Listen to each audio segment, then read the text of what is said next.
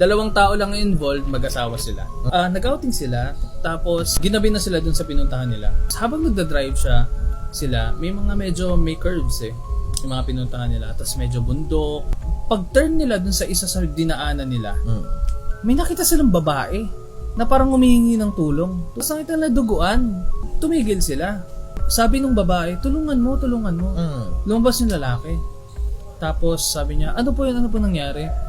Nawalan kasi ng control yung kotse namin, nag-crash doon. Okay. Tinuro doon sa may gilid, yung sa mga medyo puno-puno na.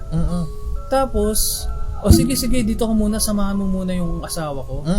Diyan ka muna, tapos parang isi-check niya yung lugar. So dalawa sila doon? Oo. Sabi nung babae na humingi ng tulong, i-check yung anak ko kasi may sanggol daw sila. May kasama pa pala siya. Naglakad yung lalaki papunta sa kotse. Yun nga, meron na nagka-crash. Pagtingin niya, may driver, tapos may nandito sa kabilang seat, tapos may car seat. Pag-check niya dun sa bata, tulog, tapos paggising niya, gumalaw, buhay. Buhay pa. Tapos, kinuha niya.